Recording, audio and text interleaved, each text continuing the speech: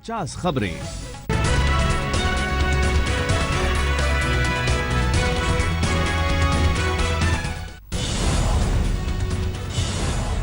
सीमा पर पाक की ओर से फायरिंग का भारत ने दिया मुंहतोड़ जवाब। बीएसएफ की जवाबी फायरिंग में पाकिस्तान को भारी नुकसान।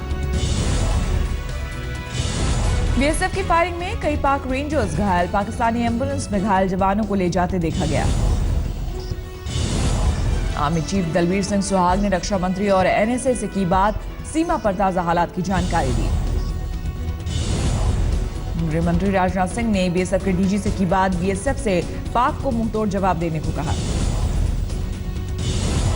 राजनाथ ने बीएसएफ से कहा, अगर पाकिस्तान की ओर से एक गोली चले तो उसका 10 गोलियों से दिया जाए जवाब। एलओसी पर सीज फायर के उल्लंघन से बाज नहीं आ रहा पाक। मंजाकोटी और गंभीर सेक्टर में भी फायरिंग। पाक रेंजर्स ने बीएसएफ की 24 चौकियों को बनाया निशाना। बीएसएफ ने भी की जवाबी कार्रवाई।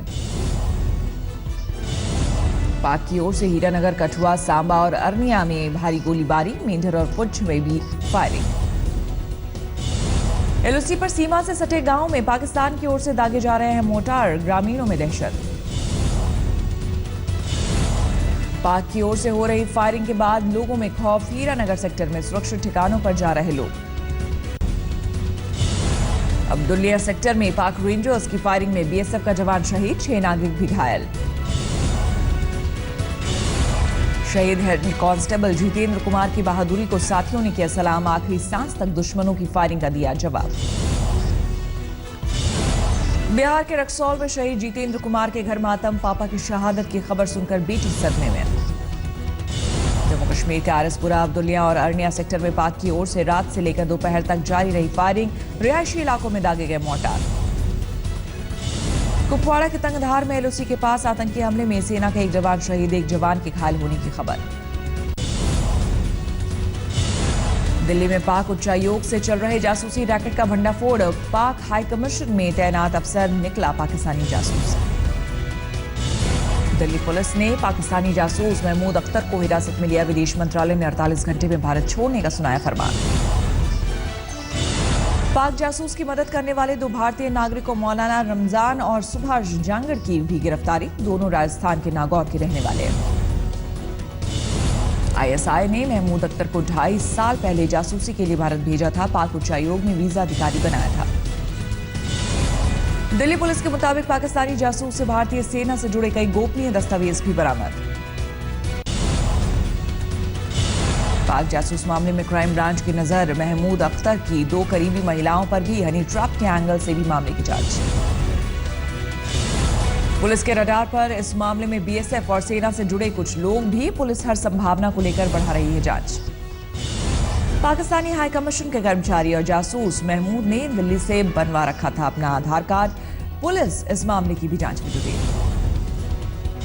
भारत के पाकिस्तानी जासूस को देश छोड़कर जाने के आदेश देने के बाद पाक ने निकाला बदला। इस्लामाबाद में भारतीय राजनयिक को दिया देश छोड़ने का आदेश। पूरे में हुए आतंकी हमले में घायल जवान श्यामलाल का लखीमपुर खीरी में लोगों ने किया सम्मान। लोगों से एकजुट रहने की अपील। नोएडा में अपहरण के बाद 7 साल के मासूम का पड़ोसियों ने किया कत्ल। फिरौती के लिए किया गया था अपहरण। आरोपियों ने 5 लाख रुपए की फिरौती के लिए किया था अपहरण। बच्चे के पहचानने के बाद डर से किया कत्ल। आरोपी गिरफ्तार। इस्लामाबाद कोर्ट में संदिग्ध टिफिन मिलने से मचा हड़कंप। विस्फोटक और जैसे पाउडर और मार्बल के भी टुकड़े। वाराणसी के बाग बरियारपुर से पुलिस ने अवैध रूप से रखे गए 250 कार्टन पटाखे किए जब्त। एक आरोपी गिरफ्तार। आगरा में त्योहारों पर मिलावटी मावे के खिलाफ प्रशासन का अभियान। करीब 1 दर्जन दुकानों में लिया गया सैंपल।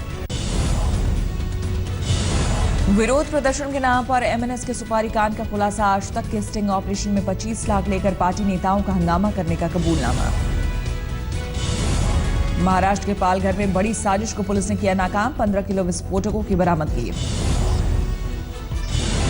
जमीन में दबाकर रखा गया था भारी भरकम जखीरा। विस्फोटक बरामद होने के बाद पूरे इलाके में सर्च ऑपरेशन। डेंगू पर इलाहाबाद हाईकोर्ट ने राज्य सरकार को लगाई फटकार। मुख्य सचिव को भी जमकर फटकारा। कोर्ट ने सरकार से 40 अफसरों पर एक्शन लेने का दिया निर्देश। सभी पर केंद्र से मिले फंड खर्च नहीं करने का आरोप। दिल्ली में बाइक सवार बदमाशों ने महिला को मारी गोली। महिला अस्पताल में भर्ती, पति पर गोली चलवाने का आरोप।